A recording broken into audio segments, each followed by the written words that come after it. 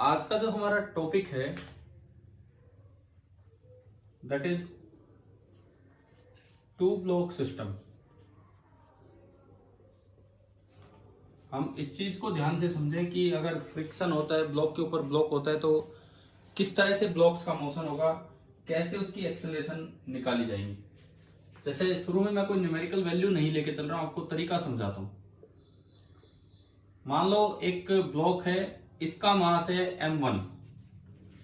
m1 इसका मास है, नीचे रफ सरफेस है और वहां पे दो फ्रिक्शन कोएफिशिएंट्स आपको दिए गए हैं। नीचे वाली सरफेस पे यहां पे एक है म्यू S1 और एक है म्यू K1। म्यू K1 छोटा होगा और म्यू S1 बड़ा होगा। इस ब्लॉक के ऊपर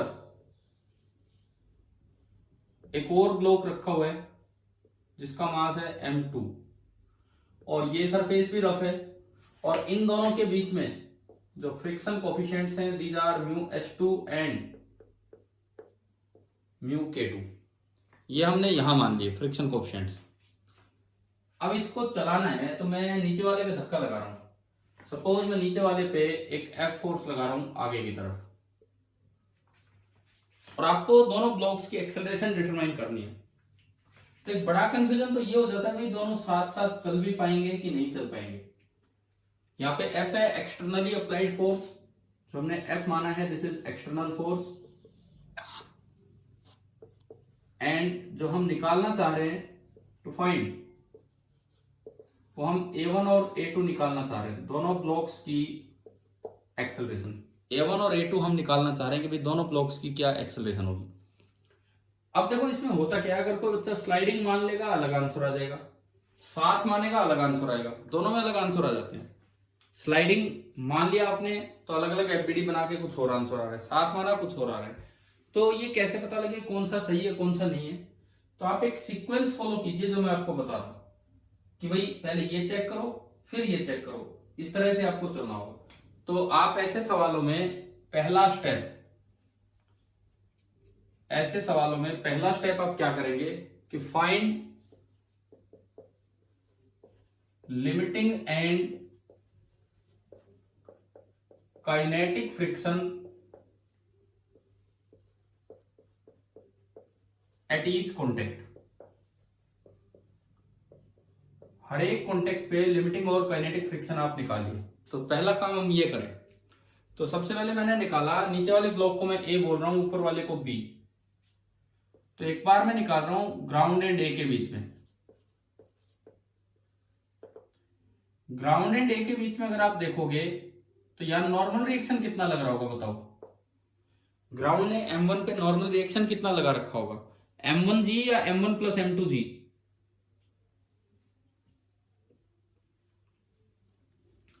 ग्राउंड ने M1 पे नॉर्मल रिएक्शन कितना लगा रखा होगा ना, M1G नहीं, M1 प्लस M2 इंटू जी, क्योंकि ग्राउंड का नॉर्मल रिएक्शन ही दोनों के वेट को बैलेंस कर रहा है और कोई फोर्स नहीं है। ऊपर ये जो दो ब्लॉक रुके हुए हैं इन दोनों के वेट को बैलेंस ही ग्राउंड का नॉर्मल कर रहा है। तो N1 आते ही आपको ग्राउंड और ए के बीच में जो स्टैटिक फ्रिक्शन लिमिटिंग फ्रिक्शन है, लिमिटिंग फ्रिक्शन उसकी वैल्यू भी पता लगी, mu S into N1, M1 plus M2 into G. And kinetic friction अगर स्लाइडिंग हो तो वो भी पता लग गया, उसके लिए म्यू के से मल्टीप्लाई करेंगे into M1 plus M2 into जी। आप बताएं पहले कॉन्टेक्ट पे आपने दोनों वैल्यूज निकाल ली, समझ में आया कैसे निकाली? ठीक है, अब आप यही चीज निकालेंगे ए एंड बी के बीच में। तो उसके लिए बी को देखो, बी पे ए ने नॉर्मल रिएक्शन लगाया N2, ये कितना होगा बताएं? बी ने ए ने बी पे जो नॉर्मल रिएक्शन लगाया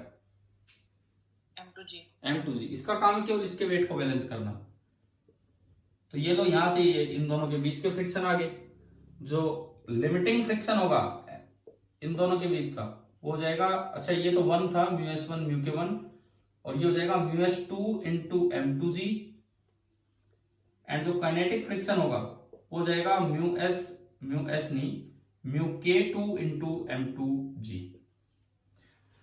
पहला स्टेप अभी हम, क्योंकि ये पढ़ते ही न्यूमेरिकल लेंगे तो उनमें अप्लाई तो हो ही जाएगा ये काम, लेकिन आपको पहला स्टेप समझ में आया ऐसे किसी भी टू ब्लॉक सिस्टम में क्या करना है। जितने भी कॉन्टेक्ट सरफेसेज हैं वहां पे लिमिटिंग और काइनेटिक फ्रिक्शंस की वैल्यूज आप एक बार निकाल के रख लीजिए कि क्या है क्या नहीं। फर्स्ट स्टेप क्लियर हो गया, ठीक है। उसके बाद दूसरा स्टेप अब ये सुनो। अब आपको अपनी तरफ से एज्यूम करना चाहिए कि हम साथ साथ हैं। हम साथ साथ हैं मतलब क्या क्या एज्यूम करें? लेट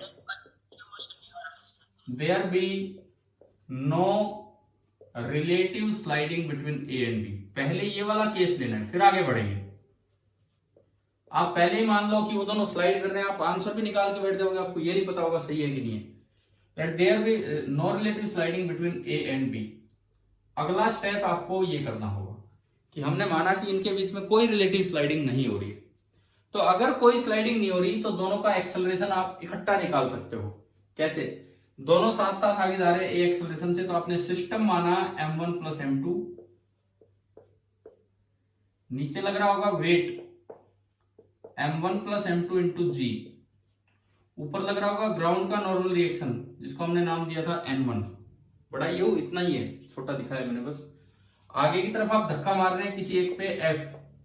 अब m1 m2 के बीच में तो रिलेटिव स्लाइडिंग नहीं हो रही और उनके बीच में कोई फ्रिक्शन लग भी रहा है तो वो इंटरनल फोर्स है, हमने सिस्टम मान लिया m1 प्लस m2। लेकिन ग्राउंड के ऊपर m1 आगे स्लाइड करके जाएगा तो ग्राउंड रोकने के लिए पीछे की तरफ फ्रिक्शन लगाएगा। बताओ कौन सा? काइनेटिक की लिमिटिंग की स्टैटिक?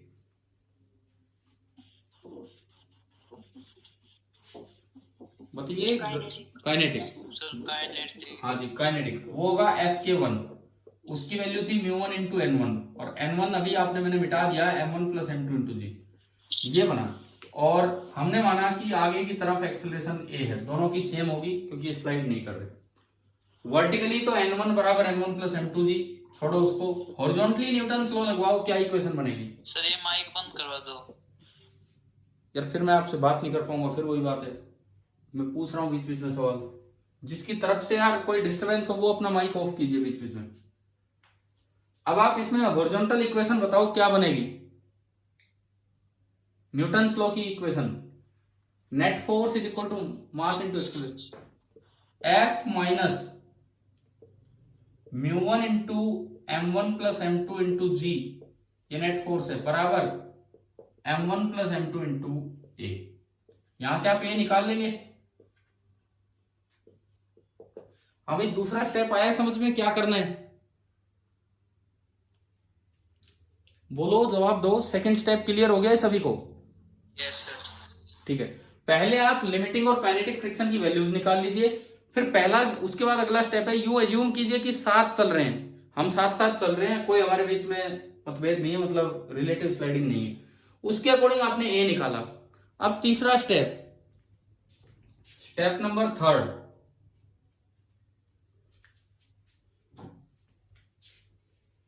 वेरीफाई। इस चीज को वेरीफाई करना है कि कोई रिलेटिव स्लाइडिंग नहीं है। अब इस चीज को वेरीफाई करना है। देखो, आप तो धक्का लगा रहे हो m1 पे, m2 क्यों साथ साथ हो रहा है? m2 को कौन लेके चल रहा है साथ साथ? फ्रिक्शन। कौन सा फ्रिक्शन? स्टैटिक की काइनेटिक? स्टैटिक। क्योंकि कोई रिलेटिव स्लाइडिंग नहीं है तो m2 को स्टैटिक फ्रिक्शन लेके चल रहा है, तो आप केवल m2 का एफबीडी बनाओ, केवल m2 का। अब ओनली m2 का अगर आप बनाएंगे, वेरिफिकेशन कैसे करना वो देख रहे हैं। नीचे m2g, ऊपर नॉर्मल रिएक्शन, छोड़ो ये तो बैलेंस है। और हमने माना कि रिलेटिव स्लाइडिंग नहीं हो रही तो m2 भी आगे जा रहा है a एक्सेलरेशन से, और m2 को आगे ले जाने वाला एक ही है इन दोनों सरफेसेस के बीच का स्टैटिक फ्रिक्शन। तो बताएं, आगे की तरफ हॉरिजॉन्टल डायरेक्शन में आपने न्यूटन्स लॉ लगाया तो क्या इक्वेशन बनेगी इसकी? मास इसका ये है, Fs2 is equal to m2 into A. आया कि नहीं आया समझ में? ठीक है, Fs2 is equal to m2 into A अभी आपने कैलकुलेट किया था, ए इसमें पुट कर दिया और वहां से Fs2 की वैल्यू आ जाएगी। अब कैसे वेरीफाई करें कि ये केस सही था कि गलत था? बताओ कैसे वेरीफाई करें? मैं फ्रिक्शन, स्टैटिक फ्रिक्शन की वैल्यू निकाल चुका, अब कैसे वेरीफाई करें कि ये केस सही है कि गलत है? क्या आपने अभी थोड़ी देर पहले स्टेप फर्स्ट में इन दोनों के बीच में लिमिटिंग वैल्यू निकाली थी फ्रिक्शन की, है ना? और हम जानते हैं कि स्टैटिक फ्रिक्शन कभी भी लिमिटिंग फ्रिक्शन से तो बड़ा हो ही नहीं सकता है। तो अब ये वेरीफाई कैसे होगा? अगर ये वैल्यू लिमिटिंग फ्रिक्शन से कम है या बराबर है तो ये केस सही है, तो आपके आंसर आ गए, तो ये केस बिल्कुल सही है। लेकिन अगर ये एफ एस की वैल्यू ज्यादा आ जाए उस जगह निकाले गए लिमिटिंग से, तो इसका मतलब ये केस फेल हो गया है। परंतु हमें ये केस वेरीफाई करना पड़ेगा, तब जाके अगर ये फेल होता है तो अगले पे जाएंगे। अब डायरेक्ट अगला स्टेप लगाओ, आंसर वो भी दे देता है कई बार, लेकिन फिर ये तो भरोसा नहीं है वो सही है कि नहीं। तो आपको मैंने 3 स्टेप में बता चुका हूं, अभी चौथे स्टेप पे चल रहे हैं। 3 स्टेप। पहला स्टेप, सारी जगह पे जितने भी कॉन्टेक्ट है लिमिटिंग और काइनेटिक वैल्यूज निकालो फ्रिक्शन की। दूसरा स्टेप, पहले केस में सबको साथ चलाओ और एक्सेलरेशन निकाल दो। तीसरा स्टेप, जिसपे आपने फोर्स नहीं लगाया, जिसको फ्रिक्शन लेके चल रहे हैं, उसको देख के वेरीफाई करो कि क्या ये केस सही था कि नहीं। अगर सही था तो आंसर ही आगे, और अगर ये केस फेल हो गया तब चौथा स्टेप, स्टेप फोर्थ क्या होगा बताओ? क्या होगा? अब हमें क्या मानना होगा कि देयर इज, अब कोई वेरिफिकेशन की जरूरत नहीं है, अब हमें मानना होगा कि there is relative sliding between A and B. अगर रिलेटिव स्लाइडिंग है तो दोनों के बीच अलग अलग दोनों का एफबीडी बनेगा। अब उसको समझते हैं। हमने मान लिया कि भी दोनों के बीच में रिलेटिव स्लाइडिंग हो रही है, तो अब आप ए और बी का इकट्ठा एफबीडी मत बनाओ, अलग अलग बनाओ उनकी एक्सेलरेशंस निकालने के लिए। पहले मैं ऊपर बी को देखता हूं। बी का वेट है m2g और बी पे नॉर्मल रिएक्शन लग रहा है n2। मान लो बी का एक्सेलरेशन आगे की तरफ है a2। जब आप m1 को चला रहे हो, चल तो m2 भी आगे रहा है, पीछे नहीं चल रहा है, पर वो स्लाइड कर सकता है इसके ऊपर। तो आप ये बताएं m2 को चलाने वाला है कौन? अब m2 को चलाने वाला अब कौन सा फोर्स है आगे? बोलो एक मिनट।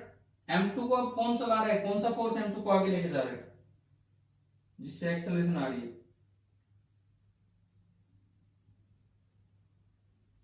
अरे जवाब दो ना। पिछली बार तो स्लाइड नहीं कर रहा था तो एक स्टैटिक फ्रिक्शन लग रहा था। अब m2 को कौन चला रहा है कि इससे उसमें एक्सेलरेशन आ रही है आगे? मैं तो फोर्स लगा नहीं रहा, मैं तो इस पे लगा रहा हूं। बोलो, इतना टाइम मत लगाओ, आप जवाब दो।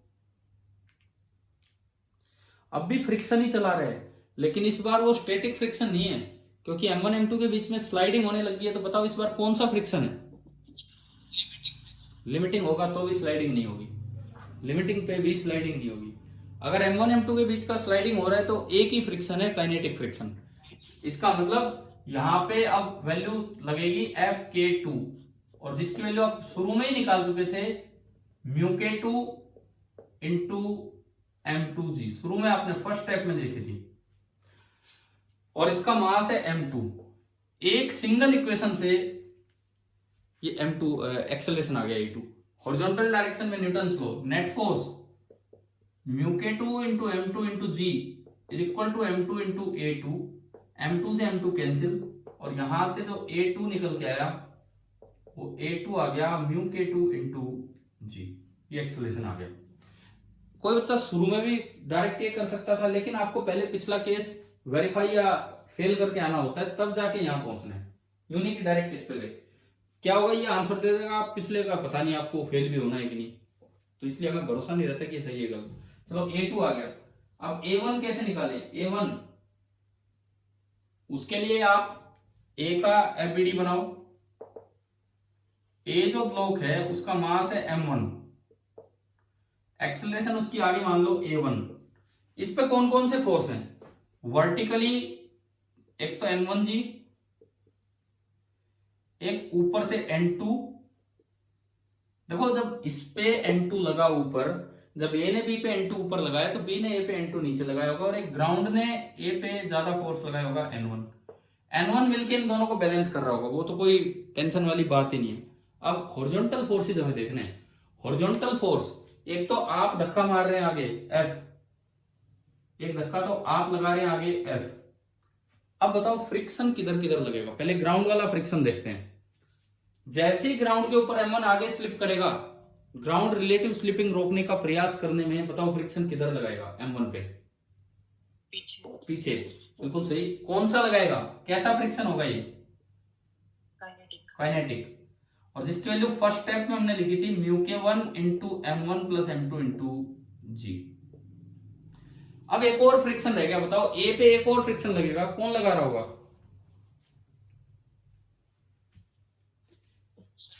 बी, क्योंकि ए ने बी पे लगाया तो बी ने भी ए पे लगाया बाय न्यूटन थर्ड लॉ। तो बताओ ए पे वो वाला फ्रिक्शन किधर लगेगा, बी वाला?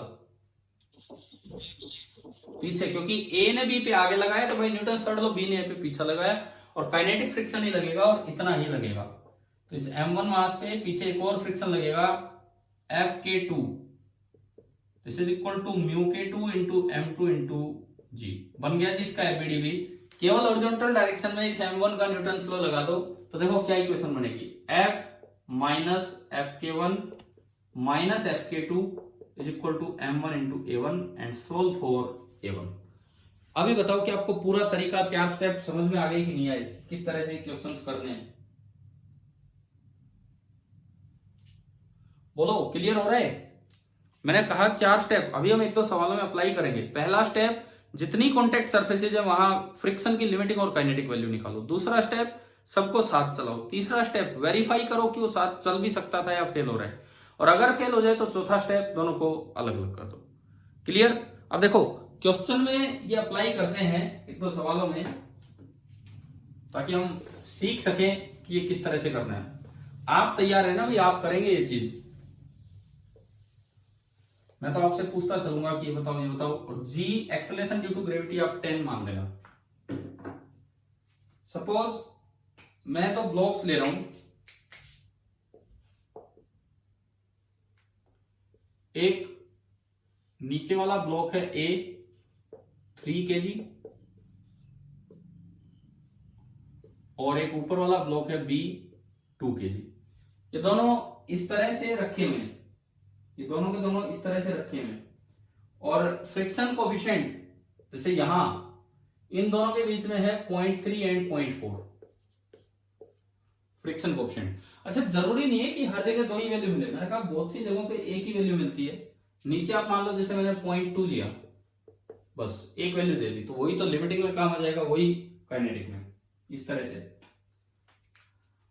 मैंने इस पे एक फोर्स लगाया है 20 न्यूटन, जी आप ले लो 10 मीटर पर सेकेंड स्क्वायर। सवाल वही है कि फाइंड द एक्सेलरेशन ऑफ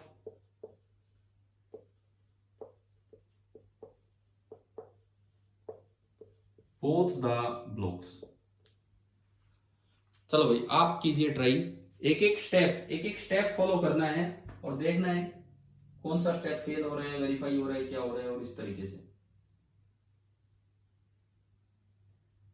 कीजिए। मैं वेट कर रहा हूं, आप थोड़ा सा कोशिश कीजिए इसको ट्राई करने की।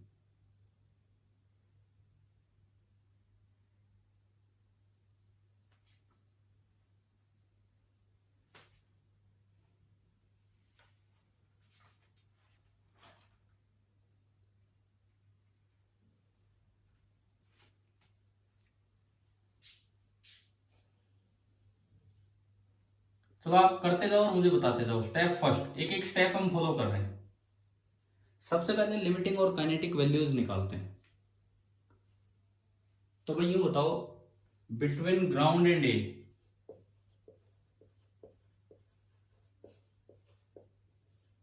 पहली बात, नॉर्मल रिएक्शन कितना है ग्राउंड और ए के बीच में? जी को 10 ले लो, कितना है?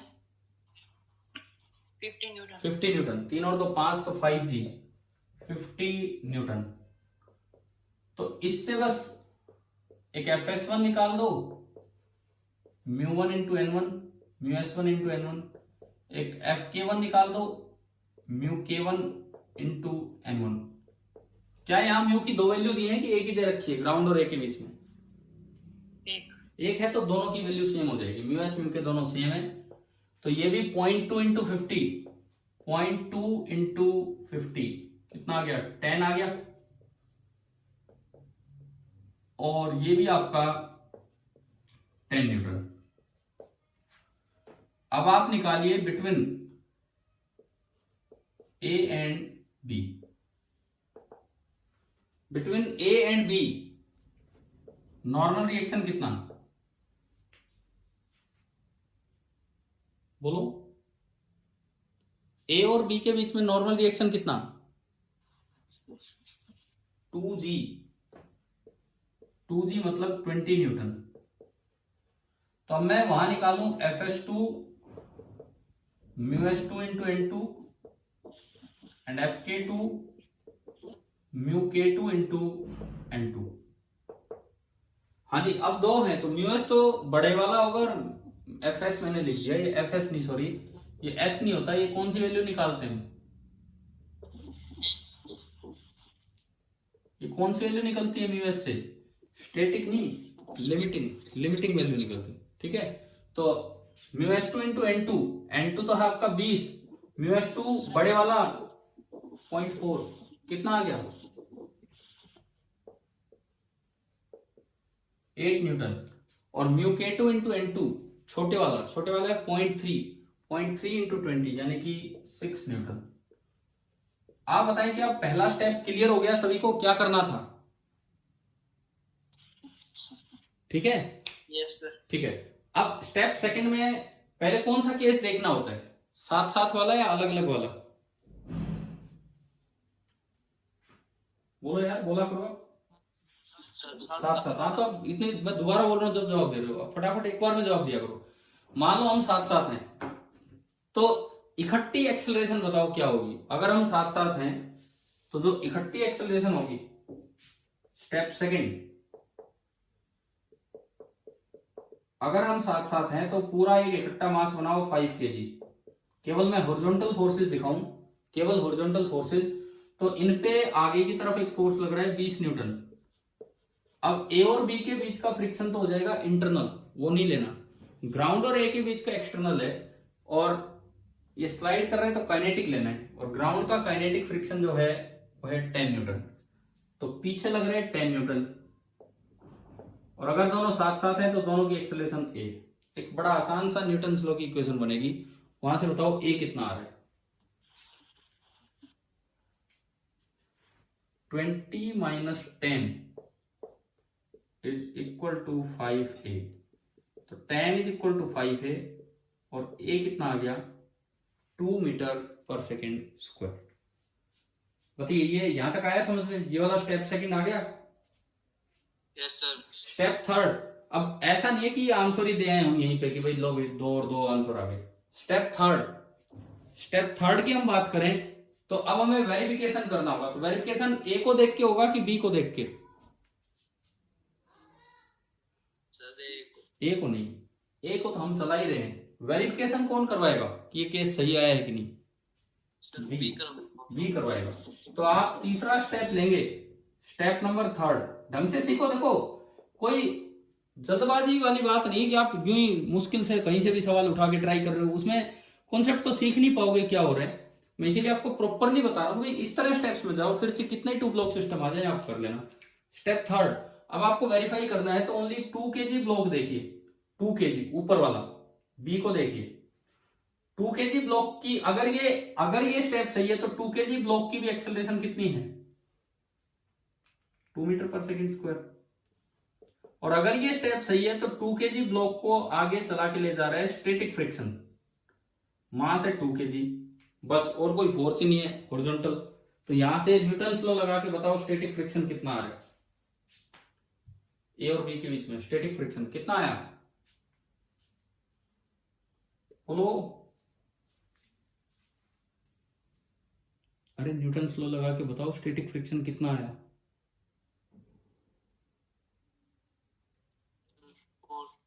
तो ये चक्कर ये है, आप हर बार मेरे 5-5 मिनट क्यों खराब करवा रहे हो?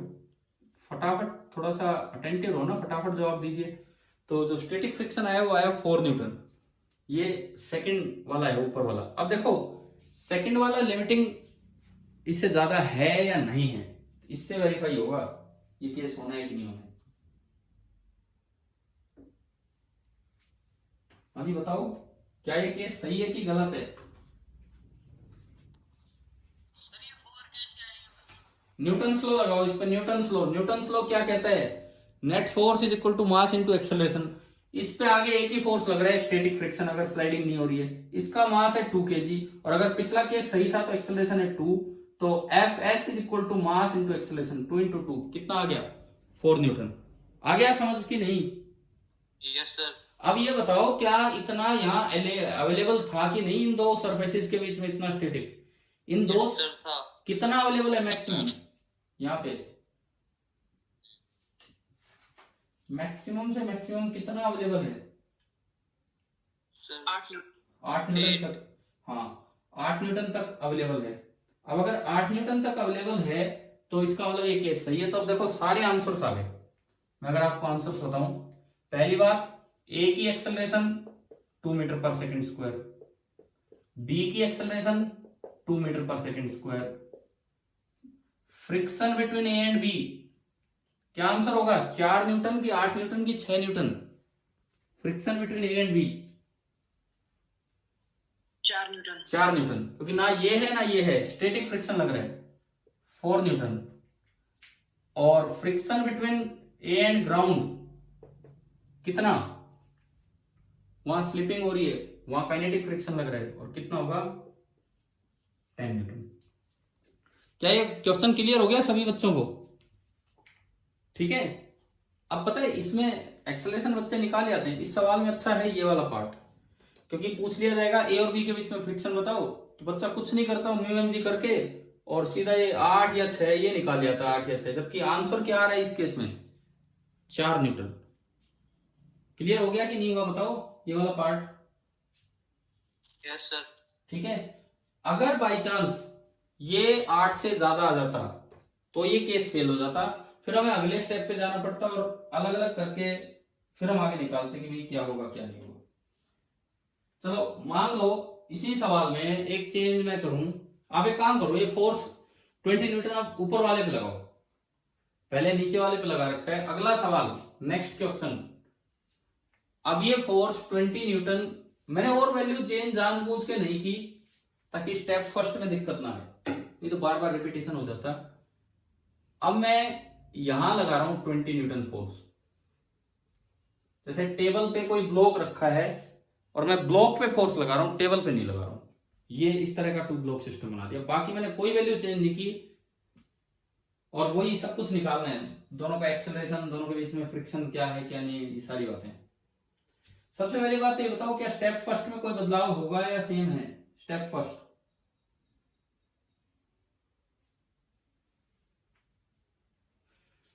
हाँ जी, स्टेप फर्स्ट में कोई चेंज है कि सेम है? सेम है, क्योंकि इसमें इसका कोई रोल ही नहीं है। नॉर्मल और म्यू के म्यू एस उनका रोल है, वो तो हमने चेंज ही नहीं किया जानबूझ के, नहीं तो अभी टाइम वेस्ट होता है इस काम में भी। स्टेप फर्स्ट हो गया। स्टेप सेकंड में कोई बदलाव होगा कि सेम है?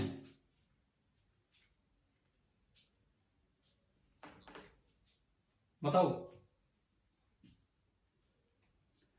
स्टेप सेकंड में कोई बदलाव होगा या सेम है? क्या बदलाव होगा स्टेप सेकंड में बताओ? स्टेप सेकंड में ये है, स्टेप सेकंड हमने एक्सेलरेशन निकाल ली, ये सेम है कि कोई चेंज होगा? आप बोलो।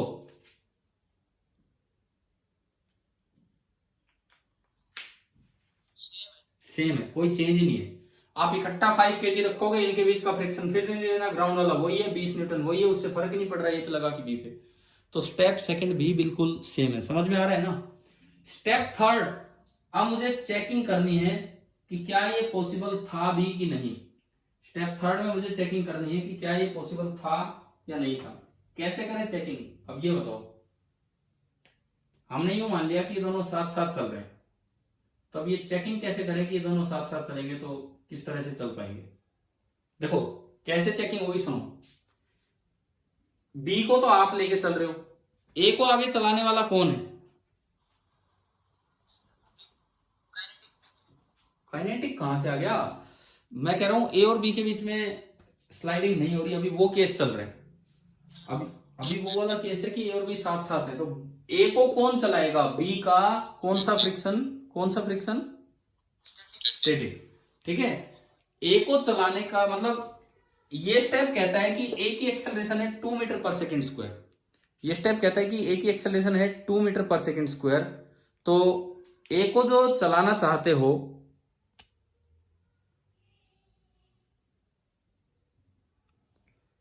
देखिए ए की एक्सेलरेशन है 2 मीटर पर सेकेंड स्क्वायर। तो अगर आप ए को चलाना चाहते हो तो इसके लिए अवेलेबल जो फोर्स है वो ऊपर वाला फ्रिक्शन है।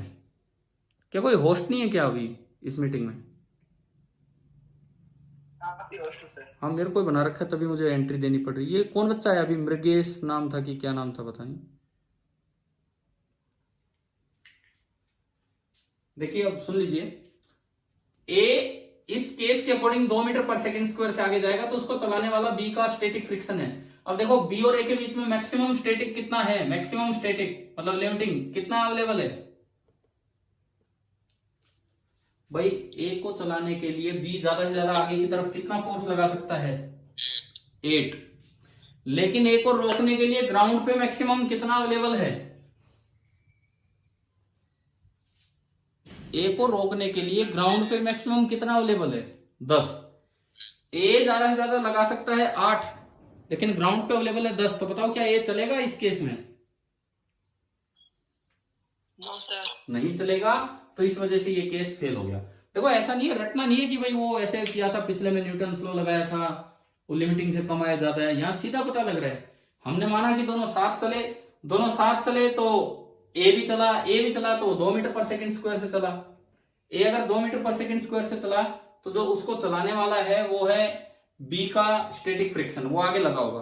बी का स्टैटिक फ्रिक्शन मैक्सिमम कितना अवेलेबल हो सकता है? 8 न्यूटन।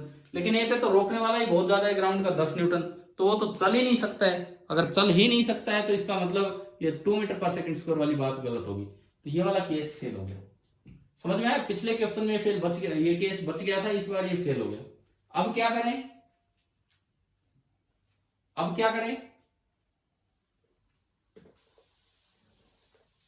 हाँ जी, क्या करें इसके बाद? अब मान लो कि दोनों के बीच में रिलेटिव स्लाइडिंग है। अब अलग अलग एफबीडी बनाए, 2 kg का अलग एफबीडी, 3 kg का अलग एफबीडी। इसकी एक्सेलरेशन a1 और इसकी एक्सेलरेशन a2, ये मान लिया हमने। अब देखते हैं, 2 kg का अलग एफबीडी हो गया, 3 का अलग। फोर्सेस दिखाते हैं, मैं खाली हॉरिजॉन्टल दिखा रहा हूं। 2 kg पे आपने ऊपर से लगा रखा है 20 न्यूटन। हम कह रहे हैं अलग से स्लाइड कर रहे हैं। अगर ये स्लाइड कर रहा है तो ए को लगेगा कि बी तो आगे गया, आगे मत जाने दो। रोकने के लिए ए ने बी पे फ्रिक्शन किधर लगाया होगा? पीछे लगाया होगा। ठीक है, कौन सा लगाया होगा? स्टैटिक की काइनेटिक? काइनेटिक। ये लगा Fk2। Fk2 की वैल्यू स्टेप फर्स्ट से देख के बताओ, Fk2 कितना है? स्टेप फर्स्ट से देख के बताओ Fk2 कितना है? 6 न्यूटन। बस, और कोई फोर्स नहीं है। एक चीज मैं ये बना देता हूं, अगर इस पे Fk2 पीछे लगा तो भाई न्यूटन थर्ड लो, इस पे Fk2 आगे लगेगा 6 न्यूटन, और इस पे कोई फोर्स है नहीं। ठीक है, अच्छा ये आगे जाना चाहेगा 6 न्यूटन से, तो इसको ग्राउंड रोकेगा। ग्राउंड पे कितना मैक्सिमम फोर्स अवेलेबल है? लिमिटिंग 8। ग्राउंड पे ना ये नहीं, ग्राउंड वाला वो है। ग्राउंड पे कितना अवेलेबल है? 10। ग्राउंड पे 10 अवेलेबल है। ग्राउंड पे 10 अवेलेबल है, तो क्या चलने देगा ग्राउंड इसको? तो ग्राउंड ने पीछे कितना लगा रखा होगा फ्रिक्शन, बताओ? 10 की 6। जितनी जरूरत है उतना ही लगेगा, तो यहां स्टैटिक फ्रिक्शन लगेगा और वो 6 न्यूटन, जिससे कि ये तो रेस्ट पे रहेगा। और इसमें आप न्यूटन लॉ देखो, बड़ा आसान है। 20 आगे 6 पीछे, तो आगे की तरफ 14 न्यूटन। 14 बराबर 2a, तो a2 कितना आ गया? 7 मीटर पर सेकेंड स्क्वायर। देखो सारे आंसर बदल गए, सारे आंसर। देखिए मैंने बस एक चेंज किया था, वो 20 न्यूटन नीचे के बजाय 20 न्यूटन ऊपर लगा दिया। पहले एक्सेलरेशन ऑफ ब्लॉक ए नीचे वाला आया 0, एक्सेलरेशन ऑफ ब्लॉक बी ऊपर वाला 2 की बजाय हो गया 7, friction between A and B kinetic है 6, पिछली बार स्टैटिक था, and friction between ground and पिछली बार काइनेटिक था, इस बार वो स्टैटिक हो गया और ये रिड्यूस होके हो गया 6। तो आप बताओ कि आपको ये दोनों क्वेश्चंस क्लियर हो गए कि नहीं? एक बार ऊपर फोर्स लगा लिया, एक बार नीचे फोर्स लगा लिया। हाँ भाई बताओ, टू ब्लॉक सिस्टम आया कि नहीं आया समझ में? टू ब्लॉक सिस्टम ठीक है। सर किसी भी बच्चे को कोई डाउट हो तो यहाँ पूछिए, बिकॉज टू ब्लॉक सिस्टम एक बड़ा इंपॉर्टेंट केस होता है और उन पे क्वेश्चन आ सकते हैं इस तरह के। मैं आपसे अगला सवाल पूछता हूं, इस बार हम ग्राउंड को स्मूथ कर लेते हैं। देखो यार ये सवाल ऐसे ही होते हैं, आपका जो मन करे आप वो चेंज करके ट्राई कर सकते हो, बस थोड़ा बच्चे में इतना कॉन्फिडेंस नहीं होता कि वो अपने लेवल पे सवाल ट्राई करे, इसीलिए। अब कौन आ गया? अनुज कुमार। अनुज कुमार यार कहाँ भाग जाते हो भाई बीच बीच में?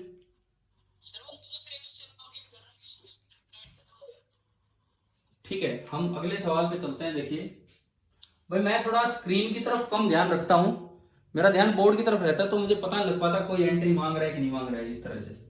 इधर देखो, अभी अगला सवाल यह है कि ये हॉरिजॉन्टल फ्लोर है लेकिन ये स्मूथ है, हॉरिजॉन्टल फ्लोर है और ये स्मूथ है।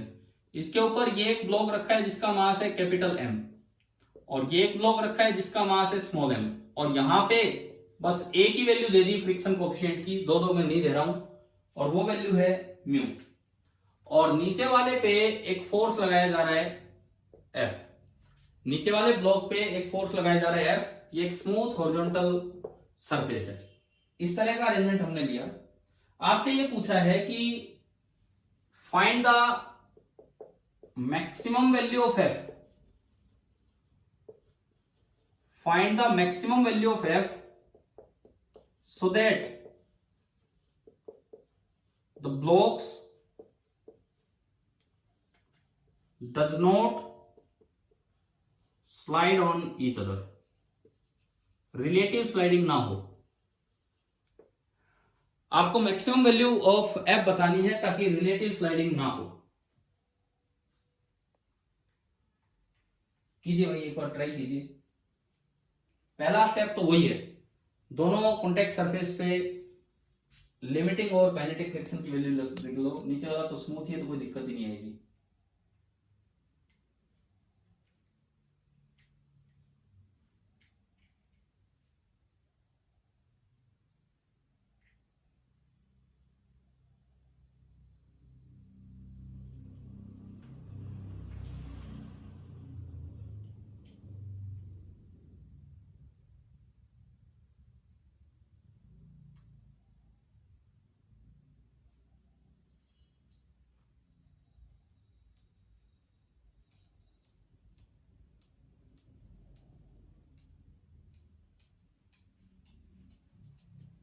हाँ जी, पहले तो ये लिखवाओ, यहां तो कोई फ्रिक्शन है ही नहीं, Fs1 और Fk1 दोनों 0। यहां पे लिखवाओ Fs नहीं सॉरी, मैं बार बार S कर देता हूँ, लिमिटिंग वैल्यू होती है। म्यू सेम है तो Fl और Fk दोनों बराबर होंगे। बोलिए यहां कितना होगा, इस कॉन्टेक्ट सरफेस पे कितना होगा? म्यू एम जी, ठीक है। Mu into N, where N is M G, तो ये आपका हो गया म्यू इंटू एम जी, ठीक है। अब बात यह है कि इसमें बोला है कि इनको साथ साथ चलाना है, तो उसके लिए मैक्सिमम से मैक्सिमम आप कितना फोर्स, क्योंकि अगर आप बहुत तेज लगा दोगे फोर्स तो स्लिपिंग हो जाएगी। देखो टेबल पे कोई ब्लॉक रखा हो, कोई चीज रखी हो, आप धीरे धीरे टेबल को खिसकाते हैं कई बार कि ये गिर ना जाए, होता है कि नहीं? एक ग्लास ही रखा है, आप टेबल को आराम से खिसकाते हो गिर ना जाए, अब तेजी से खिसकाओगे तो गिर जाता है। तो मतलब ये स्लाइडिंग ना हो, इसके लिए ज्यादा से ज्यादा फोर्स आपसे पूछा गया है कि भाई कितना होना चाहिए। तो अगर साथ चल रहे हैं, तो आप इकट्ठा सिस्टम मान लो m प्लस एम का, इकट्ठा सिस्टम मान लीजिए m प्लस एम का, नीचे m प्लस एम इंटू जी, ऊपर नॉर्मल। ये दिखाने की जरूरत भी नहीं है, हॉरिजॉन्टल में नीचे कोई फ्रिक्शन है नहीं, m और m के बीच का जो फ्रिक्शन है वो इंटरनल है, तो केवल एक ही फोर्स लगा और वो आगे की तरफ लगा F, और हमने माना कि दोनों की एक्सेलरेशन a आ गई। तो बताओ भाई क्या इक्वेशन बनेगी इसमें? F is equal to M plus MA. ठीक है, एक ही इक्वेशन बनी और कुछ है ही नहीं। F is equal to M plus M into A. अब आओ वेरिफिकेशन की तरफ कि ये साथ साथ चल पा रहे हैं, इसको वेरीफाई कीजिए। वेरीफाई कहां से होगा, कौन से होगा verify? Small m. Small M से, क्योंकि इस पे तो आप लगा रहे हो फोर्स। तो आपने स्मॉल एम का एफबीडी बनाया, स्मॉल एम का, वो दोनों का था या स्मॉल एम का? वर्टिकल छोड़ो, वर्टिकल की कोई जरूरत ही नहीं है। यहां से अगर आप ए निकालते हो तो ए आ रहा है F upon M plus M.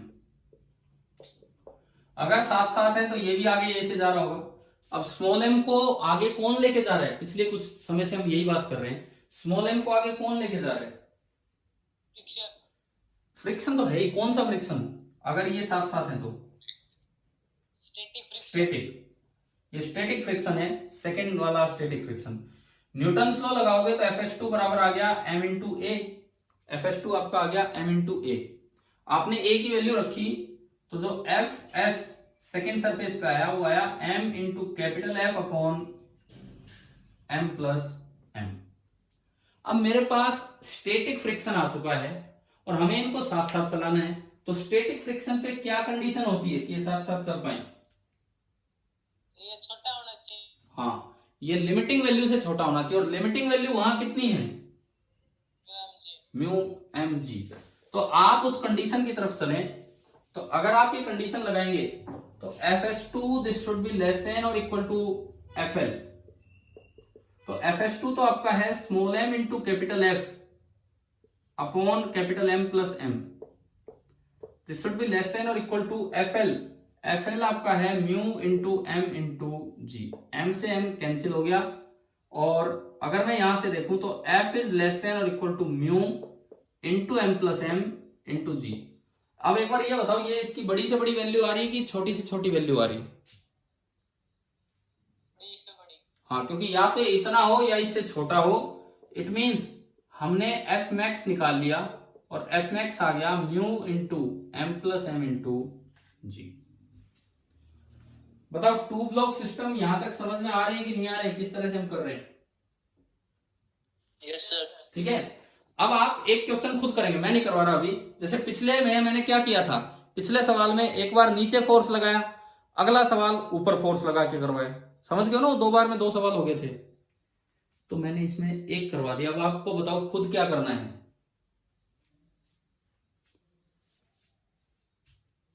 क्या करना है बताओ, क्या सवाल पूछ रहा हूं मैं आपसे कि ऊपर वाले पे अगर एफ लगाया जाता तो एफ की रेंज निकालनी है, एफ की मैक्सिमम वैल्यू निकालनी है ताकि ये दोनों साथ साथ चले। करेंगे ये ट्राई? Yes sir. क्वेश्चन आ गया है ना समझ में? आप अगर साथ लेके बैठते हो ना कॉपी पेन, या किस तरह से अटेंड करते हो क्लास, नोट्स बनाते हो साथ साथ? Notes नहीं बनाते सर साथ साथ. नहीं। वैसे रफ बुक कर लेके जरूर बैठते हैं. तो फिर ये बाद में कैसे, फिर रिवीजन कैसे होगा कहीं से भी, मतलब इकट्ठा अगर नहीं होगा तो मैटर। लेक्चर यूट्यूब पे देख कर बनाते हैं नोट्स. चलो जहां से भी, कहते हैं सर रिकॉर्डिंग. कहीं से भी बनाते हो, लेकिन एक बात श्योर होनी चाहिए, जिस दिन जो पढ़ाया जाए उसके नोट्स उसी दिन बनाए जाए। क्योंकि पता है, आप जी कितना ही रिकॉर्ड अपने पास रख लो, यूं तो किताबें रहती हैं, वीडियो लेक्चर्स रहते हैं, अगर आप एक बार खुद अपने आप तैयार नहीं करोगे ना, वो चीज क्लास में समझ में आ जाती है, खुद नहीं कर पाओगे बाद में। तो इसीलिए एक रिवीजन, जब भी कभी फाइनल रिवीजन हो, फाइनल रिवीजन मीन्स कोई एग्जाम देने जा रहे हो या +1 का कोई मेजर टेस्ट या कुछ भी है, या आपके यहाँ आरपीएस टेस्ट सीरीज या स्कूल का टेस्ट है, जब भी कभी कोई फाइनल एग्जाम हो, उससे पहले रिवीजन किसी बुक की बजाय अपने नोट्स से लास्ट रिवीजन लेना चाहिए, ताकि आपको ध्यान रहे कि भाई क्या चीजें हमने क्या की थी, और फिर एग्जाम में चीजें उन नोट्स से रिलेट करनी चाहिए, तभी जाके नंबर आते हैं।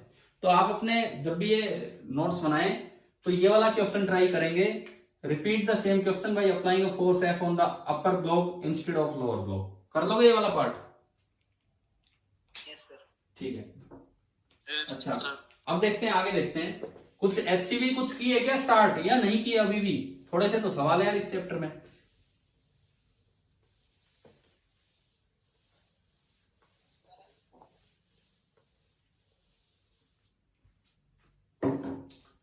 मैंने कल 12th वालों को एचसी और चैप्टर में उनके जैसे करीब करीब 80 के करीब क्वेश्चन थे एक्सरसाइज में। तो मैंने क्या किया है, उनको बोला कि सोल्ड एग्जाम्पल सारे करो, ऑब्जेक्टिव सारे करो। उन 80 क्वेश्चंस मैंने कोई 20 छाट के दे दिए कि भाई ये कर लो, क्योंकि बच्चे कर नहीं रहे थे सारे।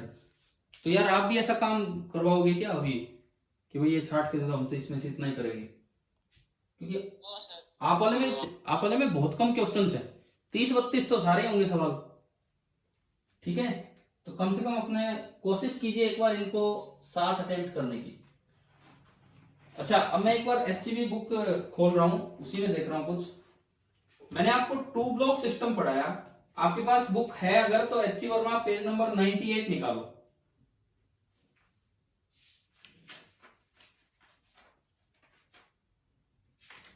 HCV book page number 98।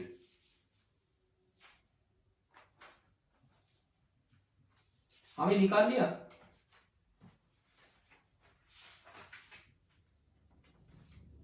बताओ ये हो चुका है क्या यहां तक?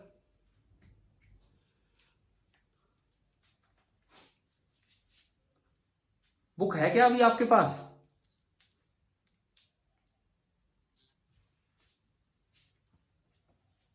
यस सर ठीक है, एक दिन एक बात तो ये, इसका जो क्वेश्चन नंबर 20 है, क्वेश्चन नंबर 20 वो मैंने आपको एक डायरेक्ट रिजल्ट लेके बताया था और आपके एक वीडियो लेक्चर में उसका प्रूफ मैंने लिंक कर दिया था। पेज नंबर 98 क्वेश्चन नंबर 20 की मैं बात कर रहा हूं। आप बताओ, आपको ध्यान है कि वो एक इसका प्रूफ मैंने लिंक कर दिया था एक वीडियो के साथ, यस सर और मैंने आपको करने के लिए बोला था और ये कहा था यार जिसने नहीं किया वहां से देखें। उस दिन तक तो देखा ही नहीं था, बहुत कम बच्चों ने देखा था। क्या ये कर लिया है क्या आप लोगों ने? यस सर अगर नहीं किया है तो जरूर वहां से देखिए। मैंने मैक्सिमम मिनिमा से भी वो प्रूफ बताया था और सारे ट्रिग्नोमेट्री तरीके से भी। ठीक है, अच्छा उसके बाद जो अभी मैंने 2 ब्लॉक सिस्टम करवाया, उसके बाद आप ट्राई करेंगे HCV page number 99 question number 31। HCV page number 99 question number 31। अब भाई ये जो सवाल है क्वेश्चन नंबर 31 जो है, मैं आपको फिर कह रहा हूं आप ये ट्राई कीजिए अभी इस लेक्चर के बाद। मैं ये जो वीडियो लेक्चर अपलोड होगा उसके साथ डिस्क्रिप्शन बॉक्स में मैं इसका प्रूफ सोल्व करके डाल दूंगा, लिंक मिल जाएगा इस प्रूफ का, मैं सोल्व करके डाल दूंगा। लेकिन उससे पहले आप ये करें और फिर वहां से देखें। यार मैं थोड़ा सा टाइम भी तो किसी तरह मैनेज करूं, एक एक क्वेश्चन क्लास में कैसे डिस्कस करेंगे, इसीलिए 20वां मैंने उस पर दे दिया आपको एक पिछले वीडियो में। 31वां मैं अभी 2 ब्लॉक सिस्टम पढ़ा चुका हूं, अब आप ये पढ़ेंगे और उसके बाद ये करेंगे। ठीक है, क्लियर है कि नहीं? और इस लिंक में मैं फिर इसके साथ एक और काम करूंगा, डिस्क्रिप्शन बॉक्स में आज वाले इस वीडियो के डिस्क्रिप्शन ये क्वेश्चन सोल्व होगा, प्लस इस पे बेस्ड एक क्वेश्चन मैं लिख के दूंगा, वो आपको खुद सोल्व करना होगा।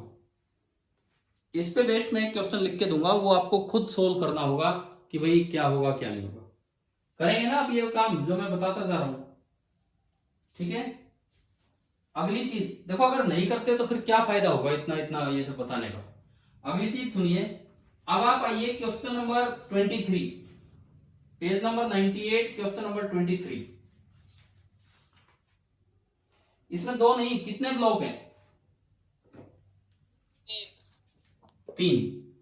तो अब एक एक चीज क्लास में यूं बताऊं कि ये कॉन्सेप्ट है ये कॉन्सेप्ट है, वो तो मैं बता चुका हूं। तो 3 ब्लॉक सिस्टम पे ये कैसे लगाएंगे आप ये चीज। और इसमें यार देखो 3 सवाल है, ये एक सवाल नहीं है, ये एक सवाल नहीं है, इसमें 3 सवाल दे दिए इन्होंने। कैसे? 3 ब्लॉक रखे हुए हैं, 3 ब्लॉक रखे हुए हैं, एक 7 kg का ब्लॉक, उसके बाद एक 3 kg का ब्लॉक एंड उसके बाद एक 2 kg का ब्लॉक। एक 7 kg, एक 3 kg, एक 2 kg। अच्छा, नीचे तो म्यू है 0, मतलब ये तो स्मूथ है, नीचे तो म्यू 0 है तो ये पार्ट तो स्मूथ है। यहां पे म्यू होगा 0.3, एक ही वैल्यू दी है म्यू की, अच्छी बात है, यही तो लिमिटिंग वैल्यू हो जाएगी, यही काइनेटिक। और ऊपर म्यू है 0.2। देखो अब सुनो एक एक करके, सबसे पहले आपको तीनों की एक्सेलरेशन निकालनी है। सबसे पहले कह रहा है कि हॉरिजॉन्टल फोर्स कौन से ब्लॉक पे लगाया है, 10 न्यूटन फोर्स 2 केजी पे। चलो किसी पे भी लगाया हो, किसी पे भी लगाया हो, पहला काम बताना, स्टेप फर्स्ट क्या करना होगा हमें। हाँ, लिमिटिंग और काइनेटिक, देखो फटाफट लिख दो, फटाफट, टाइम नहीं लगना चाहिए। यहाँ एफ एल और एफ के दोनों जीरो क्योंकि स्मूथ है। यहां बताओ एफ एल और एफ के तो बराबर होंगे क्योंकि एक ही म्यू दिया है।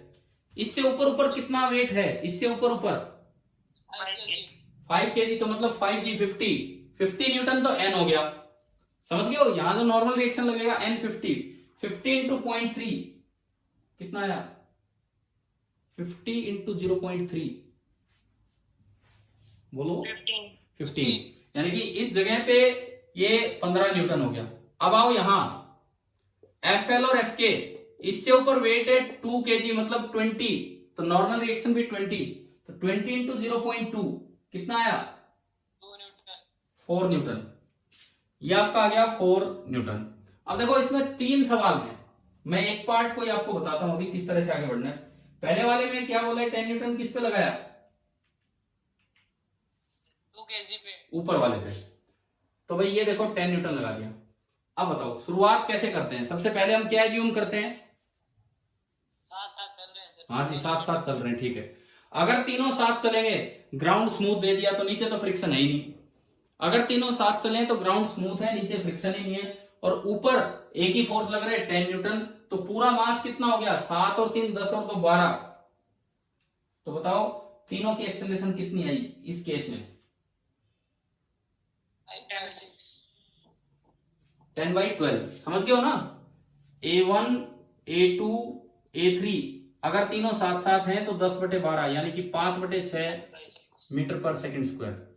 अगला स्टेप, जरूरी नहीं कि ये आंसर हो, अगला स्टेप देखो, एक कई बार बच्चे करते क्या है, सुनो, HCV का ये क्वेश्चन ट्राई करेंगे, पहले ही पीछे आंसर देख लेंगे, उससे पता लग जाता है किस में तो साथ चल रहे हैं, किस में कौन दो साथ चल रहे हैं, किस में कौन अलग। अरे अगर आपने ये आंसर से देख लिया फिर तो सवाल आसान ही हो गया। वो नहीं देखना आपको, वहां से वो नहीं देख लेना है, उसके बाद नहीं करना है सवाल, तरीके से चलो आप कि एग्जाम में आए तो कैसे। अगला स्टेप होगा इसका वेरिफिकेशन। हाँ जी, कैसे करें वेरीफाई, किसको देख के वेरीफाई करें। देखो आप फोर्स किस पे लगा रहे हो, 2 kg पे, तो आप सबसे जो दूर है ना, जिसको फ्रिक्शन चलाएगा सबसे पहले उस पे आओ, जिसपे एक फ्रिक्शन लग रहा है उस पे आओ। 7 केजी पे तो एक ही फ्रिक्शन लग रहा है चलाने वाला, कौन,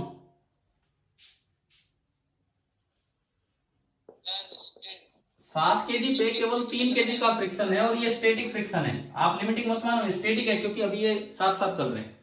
और एक्सेलरेशन इसकी है 5/6, तो यहां से बताओ भाई ये वाला फ्रिक्शन कितना आया, 7 इंटू 5/6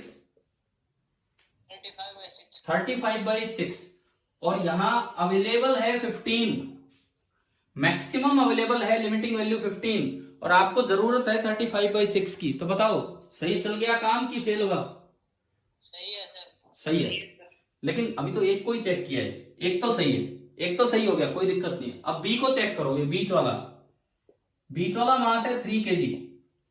अगर इस पे आगे 35/6 लगा 35/6, तो भाई न्यूटन थर्ड लो, इस पे पीछे कितना लगेगा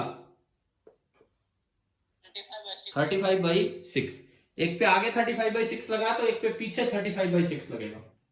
लेकिन हम कह रहे हैं कि चल ये भी साथ रहा है 5/6 से एक्सेलरेशन से, तो कौन सा फ्रिक्शन आगे लगा होगा इस पे, जो ऊपर वाले ने लगाया, ठीक है।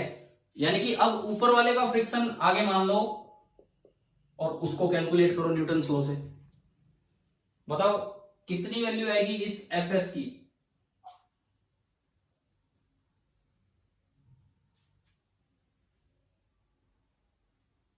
बोलिए। न्यूटन लॉ लगा के बताओ कि कितनी वैल्यू आएगी। मैं लगाता हूं इसको, मैं ब्लॉक बी मानता हूं, बीच वाला, आगे एफएस, पीछे रोकने वाला 35/6 बराबर मास इंटू एक्सेलरेशन 5/6। बताओ ये समझ में आया क्या, कैसे निकाला है। यस सर, यहां से एक बार बता दो ना एफएस कितना है, 35/6 और 15/6 50/6 50/6 25/3 न्यूटन। अब चेक करो क्या उस कॉन्टेक्ट पे इतना फ्रिक्शन अवेलेबल है 25/3? क्या ए और बी के बीच में इतना फ्रिक्शन अवेलेबल है? सर कितना अवेलेबल है वहां मैक्सिमम? 4 न्यूटन। 4 न्यूटन। तो ये तो 4 से ज्यादा आ गया, तो बताओ भाई केस फेल हो गया या सही हो गया? फेल। लेकिन मैं ये कह रहा हूं, आप पीछे आंसर देख के ये मत पता लगा लेना कि कौन दो साथ चल रहे कौन अलग, उससे तो फिर आप क्वेश्चन को छोटा कर देंगे, जो कि एग्जाम में कौन बताने आएगा आपको। आपको प्रॉपर स्टेप से क्वेश्चन ट्राई करना है, ये भी आपका होमवर्क है। तो मैं बहुत ही छाट छाट के आपको होमवर्क दे रहा हूं, अभी बता रहा हूं, अभी तो और आगे बढ़ा रहे हैं इस क्वेश्चन को। एक पार्ट तो मैं आपको करवा ही दूंगा 10 न्यूटन ऊपर वाले पे लगाने वाला, लेकिन मैंने आपको छाट छाट के क्वेश्चन दिए और मैं आज के वीडियो के साथ ही इनके सॉल्यूशन लिंक करूंगा। अभी जब तक वीडियो अपलोड होगा मैं इनको कॉपी पेन पे सोल्व कर दूंगा और फिर मैं इनको अपलोड करूंगा, उसके साथ ही लिंक डाल दूंगा डिस्क्रिप्शन बॉक्स में। तो जरूर ये पहले खुद ट्राई करें, फिर देखें और अपनी कॉपी वॉपी में भी नोट कर लें। अच्छा चलो, ये केस फेल हो गया, तो अब दूसरा केस क्या मानना होगा? जैसे टू ब्लॉक सिस्टम में हमने ये माना कि अगर हम साथ साथ नहीं चल सकते तो हम दोनों अलग अलग चलेंगे, सीधी सी बात थी, तो हम दोनों अलग अलग हो गए। लेकिन यहां तो यार कई बातें हैं, अगर हम तीनों साथ नहीं चल सकते तो हो सकता है हम दोनों साथ चल लें, हो सकता है हम दोनों साथ चल लें, या हो सकता है हम तीनों अलग अलग चल लें। समझ गए हो ना? अभी तो 3 केस और बनते हैं, समझ में आ रहा है? एक केस बना कि हम तीनों साथ साथ, वो फेल हुआ। अब अगला केस क्या लेना है? एक बार 2 को साथ लो, तीसरे पे स्लाइडिंग लो। अगर वो भी फेल हो जाए तो फिर 2 को साथ लो, तीसरे को स्लाइडिंग लो। इसमें आप ये डिसाइड नहीं कर सकते कि पहले ये वाला केस लेना है कि पहले ये वाला केस, क्योंकि दोनों की इक्वल प्रोबेबिलिटी है। आंसर ही आपको पता हो तो बात अलग है, लेकिन आंसर देखना नहीं होता, तो किस्मत की बात होती है। पता लगे आपने a प्लस बी को पहले साथ लिया, मान लो अगला मैं ये मानू कि लेट a प्लस बी साथ साथ स्लाइडिंग ऑन सी, समझ गए हो? और आप इसके अकॉर्डिंग एक्सेलरेशन निकाल लें और पता लगे ये केस फेल हो रहा है, और फिर आप अगले केस पे गए बी प्लस सी साथ साथ स्लाइडिंग ऑन ए, और वो केस एक्सेप्ट हो रहा है, तो ये तो आपकी बदकिस्मती है। हो सकता है किसी बच्चे ने बी प्लस सी वाला केस पहले लिया और वो सीधा आंसर निकाल दिया, लेकिन इस तरह से जाएंगे। और अगर ये दोनों केस फेल हो जाएं, एक ये वाला कि बी प्लस सी साथ साथ और ए के साथ स्लाइडिंग, और एक ये वाला, ये भी फेल हो जाए, ये भी फेल हो जाए, तो फिर आपको कौन से केस पे जाना पड़ेगा कि हम तीनों अलग अलग चल रहे हैं। क्या ये समझ में आ रहा है कि नहीं? अभी बताओ भाई, ये क्वेश्चन आप ट्राई करेंगे? Yes sir. कब तक कर लोगे? क्योंकि फिर मैं भी तो इसका सॉल्यूशन अपलोड करूंगा उस पर, कब तक कर लोगे आप ये वाला सवाल?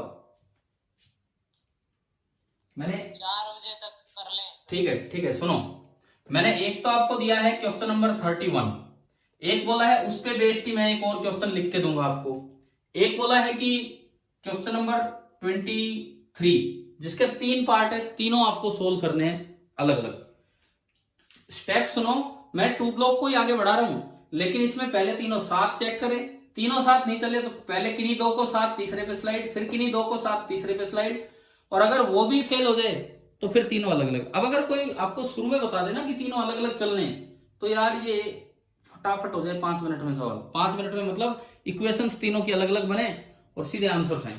क्योंकि अगर कोई आपको ये कहते कि तीनों अलग अलग चलेंगे, तो सीधा है, इस पे 10 आगे, पीछे काइनेटिक फ्रिक्शन 4 न्यूटन, इस पे आगे काइनेटिक फ्रिक्शन ऊपर वाले का, और 3 kg पे काइनेटिक फ्रिक्शन ऊपर वाले का आगे, नीचे वाले का पीछे, और 7 kg पे काइनेटिक फ्रिक्शन आगे। तो 5 मिनट में नहीं लगे, 3 मिनट में आपका आंसर आ जाए। अगर आपको पता हो कि हम तीनों साथ साथ नहीं चल सकते, मतलब तीनों ही अलग अलग चलेंगे उस केस में, तो आपको ये वाला सवाल अपना ट्राई कर लेना है। कर लोगे? उसके बाद ही मैं इसका सॉल्यूशन डाल दूंगा, और तीनों पार्ट के मैं डाल दूंगा। चलो, तीनों पार्ट करके डाल दूंगा। अब मैं एक क्वेश्चन और देता हूं आपको होमवर्क में, तो मतलब आज की क्लास में आपको करने के लिए काफी कुछ मिल रहा है। एक तरह की चीजें हमने सीखी हैं, ब्लॉक के ऊपर ब्लॉक, फिर ब्लॉक के ऊपर ब्लॉक के ऊपर ब्लॉक, 3 वाला। देखो, मान लो इससे थोड़ा अलग लेते हैं, इसमें 732, चलो मैं इसी को बढ़ाता हूं। बढ़ाने का क्या मतलब है बताओ, क्या करूंगा अभी? ये 7 kg दिया है इस सवाल में, और म्यू है, क्या कह रहे हो? हमारा रिजल्ट आ गया, वो चेक कर लेते हैं, ऑफ कर दो। कौन सा रिजल्ट आ गया? 10th का? 2 मिनट रुको, तो बस मैं ऑफ ही कर रहा हूं, 2 मिनट। एक लास्ट क्वेश्चन आपको होमवर्क में दे दूं। ये 3 ब्लॉक रखे हैं, 7 kg, 3 kg, 2 kg। मैंने एक और मान लिया ऊपर 1 kg। यहां म्यू दिया है क्वेश्चन में 0.0 आपकी बुक में, जो HCV वाला। यहां म्यू है 0.3, यहां म्यू है 0.2, और मान लो कि यहां म्यू है 0.1। मैंने थोड़ा बढ़ा दिया सवाल, थोड़ा बढ़ा दिया, और बस मैं ये कह रहा हूं कि ऊपर वाले पे फोर्स लगाया है 10 न्यूटन, केवल ये, केवल ऊपर वाले पे फोर्स लगाया है 10 न्यूटन। आपको चारों ब्लॉक्स की एक्सेलरेशन निकालनी है। इसको ए मान लीजिए, इसको बी, इसको सी और इसको D. Find the accelerations of all the 4 blocks. हाजी हो क्लास में कि गए छोड़ के? है सर कुछ तो है, तो भाई ऐसा है, ये क्वेश्चन भी ट्राई कर लेना। ठीक है, आप अपना रिजल्ट देखिए, बेस्ट विशेष कि अच्छा रिजल्ट ही आया होगा। Thank you.